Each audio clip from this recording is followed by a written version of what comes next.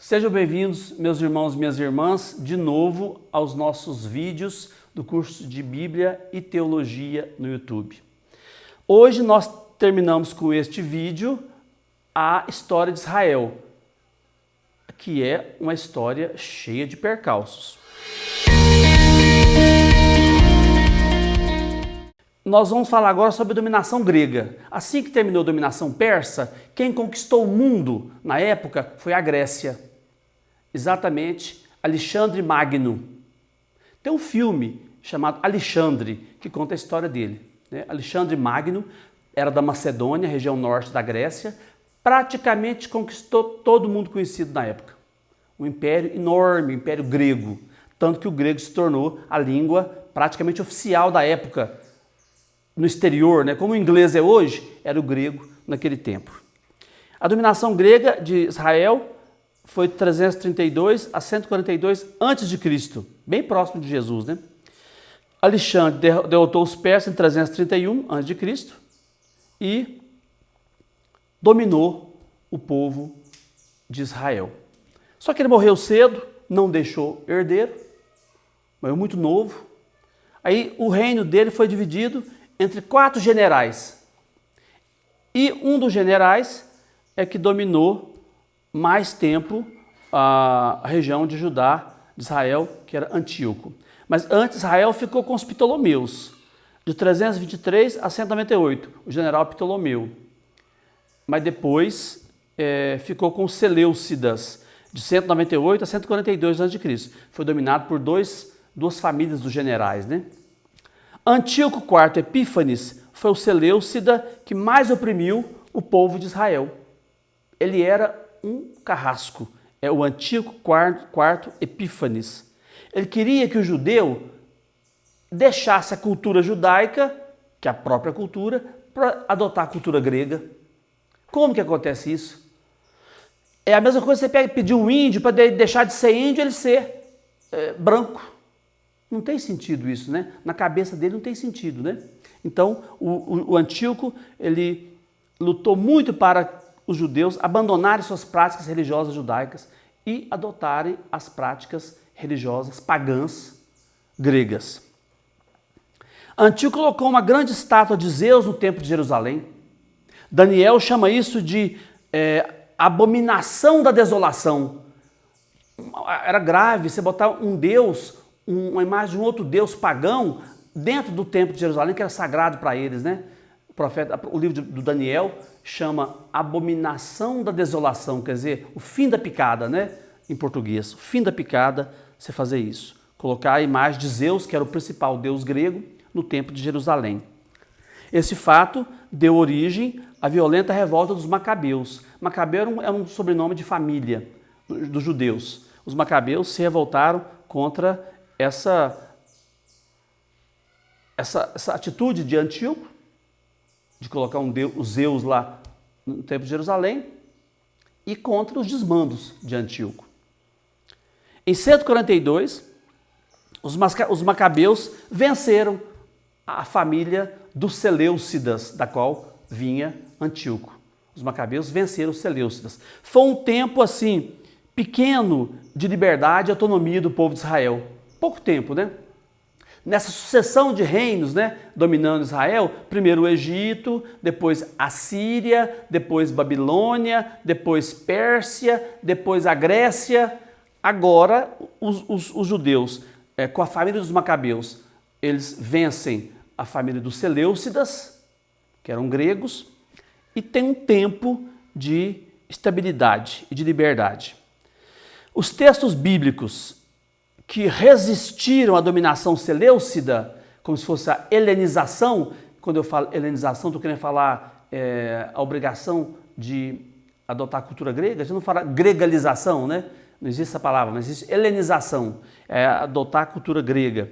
Os 2 livros que falam sobre isso, resistindo a isso, são Eclesiastes, chamado em hebraico de Kohelet, e o Eclesiástico, o Sirácida, escrito por Jesus, bem de Siraque, filho de Siraque, o Eclesiástico, especialmente o capítulo 42 a 50, que falam contra essa dominação grega. O período dos Asmoneus, que é a última etapa da história de Israel antes dos romanos, que no tempo de Jesus quem dominou o povo de Israel foi o povo romano. Então, o período asmoneu vai de 142 a 63 a.C. São livros dessa época: Daniel, 1º e 2º Macabeus, Eclesiástico 50 e Salmo 1 e 150. A corrupção dos asmoneus obrigou a intervenção romana. Os asmoneus vieram, eram judeus, mas mesmo assim eles foram corruptos. Aí foi tão exagerada a corrupção deles que foi preciso de haver a intervenção dos romanos em Israel.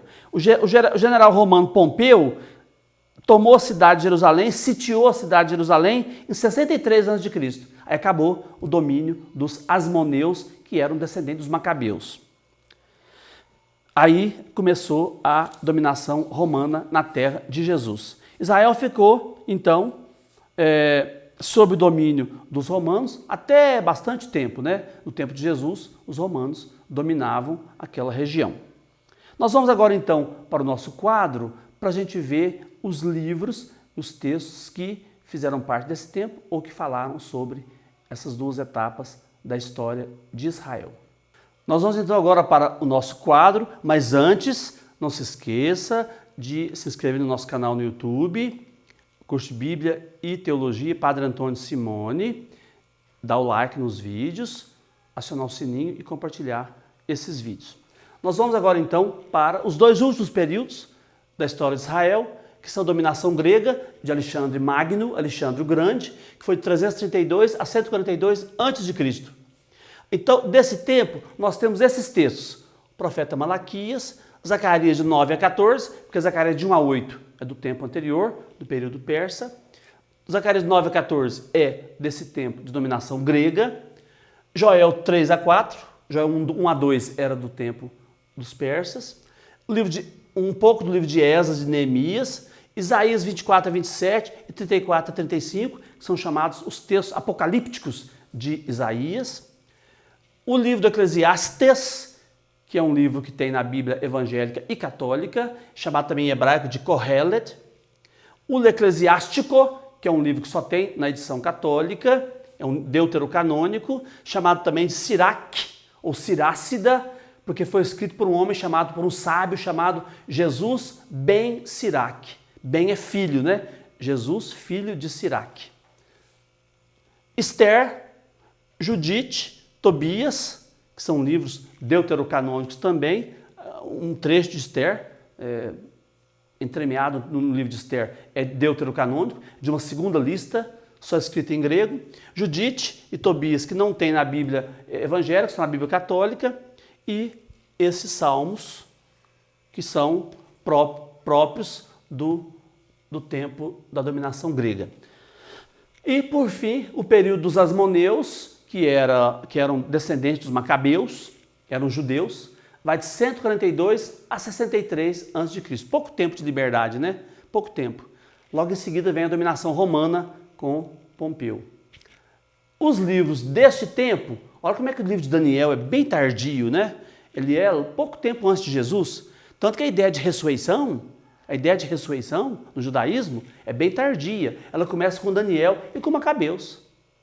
Só que o 1º e 2º Macabeus não estão na edição protestante, na edição evangélica, né? Nem o capítulo 12, 13 e 14 do livro de Daniel também não estão, né? Então são livros bem próximos do tempo de Jesus. Ele já começa a falar de ressurreição. Jesus vai pegar essa ideia e vai aprofundar a ideia de ressurreição.